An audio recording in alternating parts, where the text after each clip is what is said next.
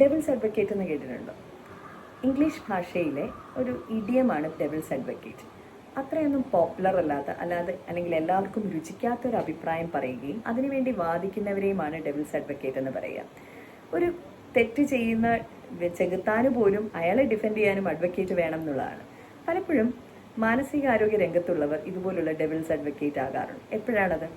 സമൂഹത്തെ ഞെട്ടിക്കുന്ന ഒരു കുറ്റകൃത്യം അല്ലെങ്കിൽ ഒരു കൊലപാതകമോ ഒക്കെ സംഭവിക്കുമ്പോൾ അത് നടത്തിയ വ്യക്തി ഒരു മാനസിക രോഗിയാണെന്ന രീതിയിലുള്ള തെളിവുകൾ മുന്നിലേക്ക് വരുമ്പോൾ പലപ്പോഴും നിയമ സംവിധാനത്തിനും മാനസികാരോഗ്യ രംഗത്തുള്ളവരും അത് തെളിയിക്കേണ്ടതുണ്ട്. അയാൾ യഥാർത്ഥത്തിൽ മെഡിക്കലി ഇൻസെയിൻ ആണോ, അയാൾ ക്രിമിനലി റെസ്പോൺസിബിൾ ആണോ എന്നുള്ളത്. അപ്പോൾ ഈ മെഡിക്കൽ ഇൻസാനിറ്റി എന്താണ്, ലീഗൽ ഇൻസാനിറ്റി എന്താണെന്ന് ഇഴകീറി പരിശോധിക്കേണ്ടി വരുന്ന ഒരു സമയമാണത്.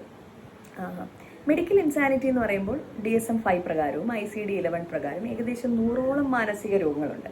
ആ രോഗത്തിന്റെ ഭാഗമായിട്ടുള്ള പ്രശ്നങ്ങൾ ഉണ്ടാണെങ്കിൽ അതിന് ചികിത്സ എടുക്കാം. എന്നാൽ ലീഗൽ ഇൻസാനിറ്റി എന്ന് പറയുമ്പോൾ ഒരു മാനസിക രോഗം ഉണ്ട് എന്നുള്ളത് മാത്രം കൊണ്ട് അയാൾ ക്രിമിനലി റെസ്പോൺസിബിൾ അല്ലാതാകുന്നില്ല.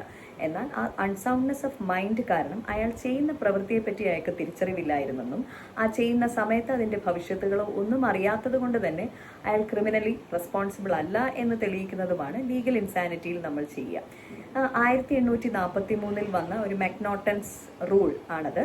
അന്ന് ഡാനിയൽ മെക്നോട്ടൻ എന്ന് പറയുന്ന ഒരു വ്യക്തി UK പ്രൈം മിനിസ്റ്ററിനെ അയാളുടെ ചില സംശയങ്ങൾ കാരണം കൊല്ലാൻ തീരുമാനിക്കുകയും അതിന്റെ പേരിൽ അയാളുടെ പ്രൈവറ്റ് സെക്രട്ടറി വെടിവെച്ച് കൊല്ലുകയും അത് കാരണം ഉണ്ടായ ഒരു കേസിന്റെ ഭാഗമായിട്ടാണ് മാനസിക രോഗമുള്ളൊരു വ്യക്തിയെ സംബന്ധിച്ച് അയാൾക്ക് ക്രിമിനലി അയാൾ റെസ്പോൺസിബിൾ അല്ല എന്നൊരു സാക്ഷ്യപ്പെടുത്തലായി ആ റൂൾ വരും. അതിനുശേഷം ഡുർഹാം റൂൾ ഇതിനെ ചലഞ്ച് ചെയ്തിട്ടുള്ള അത് മാത്രം പോരാ, ആ ചെയ്യുന്ന സമയത്ത് അയാൾ എന്താ ചെയ്യുന്നതെന്ന് അയാൾക്ക് അറിയാൻ പാടില്ല എന്ന് വ്യക്തമായി തെളിയിക്കുകയാണെങ്കിൽ മാത്രമേ അതിന്റെ ഒരു പരിരക്ഷ അയാൾക്ക് ലഭിക്കുള്ളൂ എന്ന രീതിയിലുള്ള മറ്റു മാറ്റങ്ങളുമെല്ലാം കാലാകാലങ്ങളിൽ ഉണ്ടായിട്ടുണ്ട്. IPC പ്രകാരമാണെങ്കിൽ സെക്ഷൻ 84 പ്രകാരം ഒരു വ്യക്തി അൺസൗണ്ട്നെസ് ഓഫ് മൈൻഡ് പ്രകാരമാണ് ഒരു കൃത്യം ചെയ്യുന്നതെങ്കിൽ അയാളെ ആ ലീഗൽ പ്രൊട്ടക്ഷൻ അയാൾക്ക് ലഭിക്കും. അപ്പോൾ ഒരു കുറ്റകൃത്യം ചെയ്യുമ്പോൾ 2 ആണ് വശം. ഒന്ന് ആക്ടസ് റിയ, 2 മെൻസ് റിയ. ആക്ടസ് റിയ എന്ന് പറഞ്ഞാൽ ഗിൽറ്റി ആക്ട്, മെൻസ് റിയ എന്ന് പറഞ്ഞാൽ ഗിൽറ്റി മൈൻഡ്. അപ്പോൾ ഒരു ഗിൽറ്റി ആക്ട് മാത്രം ഉണ്ടായാൽ പോരാ, ആ ഗിൽറ്റി ഇൻറ്റന്റ്, ആ മൈൻഡ് ആണ് അതിനകത്ത് തെളിയിക്കുക എന്നുള്ളതാണ് ലീഗൽ ഇൻസാനിറ്റിയുടെ ഒരു പ്രധാന ഘട്ടം. അപ്പോൾ ഒരു വ്യക്തി ഒരു കുറ്റകൃത്യം ചെയ്തു, അയാൾ മാനസിക രോഗിയാണ് എങ്കിൽ അങ്ങനെയാണെങ്കിൽ നിയമ സംവിധാനം അയാളെ മാനസികാരോഗ്യ കേന്ദ്രങ്ങളിലേക്കായിരിക്കും വരിക. ഇപ്പോൾ കുതിരവട്ടം, ഉളമ്പാറ, തൃശ്ശൂരുള്ള മാനസികാരോഗ്യ കേന്ദ്രങ്ങൾ, പ്രധാനപ്പെട്ട മെഡിക്കൽ കോളേജുകളിലെല്ലാം ഇത്തരം ഫോറൻസിക് പരിശോധനയ്ക്കുള്ള സംവിധാനമുള്ള പ്രിസൺ പോലുള്ള വാർഡ് സെറ്റിംഗ്സ് ഉണ്ട്. അവിടെ സൈക്കാട്രിസ്റ്റ്, സൈക്കോളജിസ്റ്റ് ഒക്കെ ചേർന്ന ടീമായിരിക്കും ഇവരെ പരിശോധിക്കുക. അപ്പോൾ ആദ്യത്തെ പീരീഡ് ഒരു ഒബ്സർവേഷൻ പീരീഡ് ആയിരിക്കും. യഥാർത്ഥത്തിൽ ഇവർക്ക് രോഗമുണ്ടോ അതോ ഇവർ രോഗം അഭിനയിക്കുകയാണോ, രോഗമുണ്ടെങ്കിൽ അത് എന്ത് രോഗമാണ്. അപ്പോൾ ഇതെല്ലാം തെളിഞ്ഞു കഴിഞ്ഞാൽ അല്ലെങ്കിൽ ആ ഒരു ഡയഗ്നോസിസ് ആയി കഴിഞ്ഞാൽ രണ്ടാമത് അവർക്ക് ചികിത്സയുടെ കാലഘട്ടമാണ്. മാനസിക രോഗമാണെങ്കിൽ ചികിത്സ വേണം.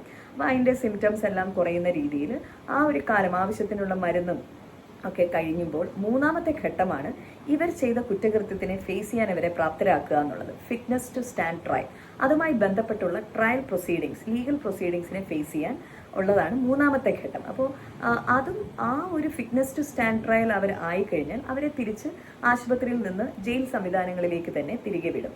ജയിലിൽ നിന്ന് പിന്നെ ഇവർ നിയമപരമായിട്ടുള്ള കോടതിയിൽ കേസ് വരുമ്പോൾ അത് അവർ ഫേസ് ചെയ്യാൻ അവർ ബാധ്യസ്ഥരാണ്.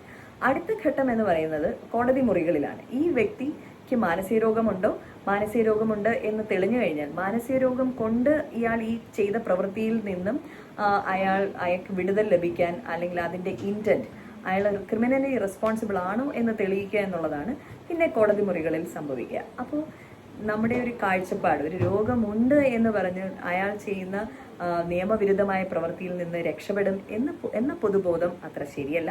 എന്നാൽ മാനസിക രോഗമുണ്ടെങ്കിൽ അയാളുടെ ചികിത്സ കിട്ടാനുള്ള അവകാശം തന്നെയാണ് ആദ്യം നമ്മൾ ഏറ്റവും പ്രാധാന്യമായി കരുതുക. അതോടൊപ്പം തന്നെ വളരെ ഇഴകീറി പരിശോധിക്കപ്പെടും ആ ചെയ്ത പ്രവൃത്തി എന്തുകൊണ്ടാണ്, അതിനെ നിയമപരമായി അല്ലെങ്കിൽ മാനസികാരോഗ്യപരമായി അതിനെ എങ്ങനെ കാണണം എന്നുള്ള ഇഴകേറി പരിശോധന ഉണ്ടാവും.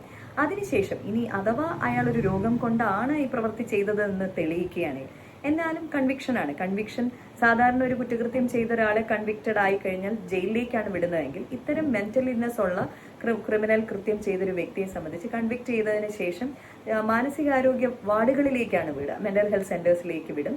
അവിടെയുള്ള പ്രിസൺ സെറ്റിങ്ങുകളിൽ അവരെ, അല്ലെങ്കിൽ പ്രിസൺ പോലുള്ള വാർഡ് സെറ്റിങ്ങിലായിരിക്കും അവരെ ചികിത്സിക്കുക. പ്രിസൺ അല്ല, വാർഡ് സെറ്റിങ്സിലായിരിക്കും അവരെ ചികിത്സിക്കുക, ആ രോഗം നിയന്ത്രിക്കാനായിട്ട്. പലപ്പോഴും ഇത്തരം കുറ്റകൃത്യം ചെയ്തവരെ കുടുംബാംഗങ്ങൾ തിരികെ കൊണ്ടുപോകാനൊക്കെയുള്ള സാധ്യത വിരളമാണ്. അതുകൊണ്ട് മാനസികാരോഗ്യ കേന്ദ്രങ്ങളിലായിരിക്കും ഇവർ വന്നു ചേരുക.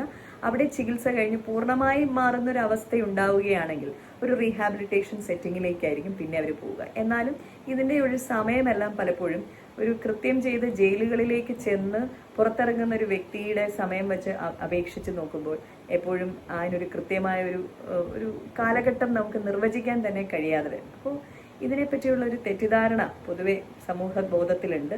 അത് മാറ്റാനാണ് ഈ വീഡിയോ ചെയ്തത്. നന്ദി.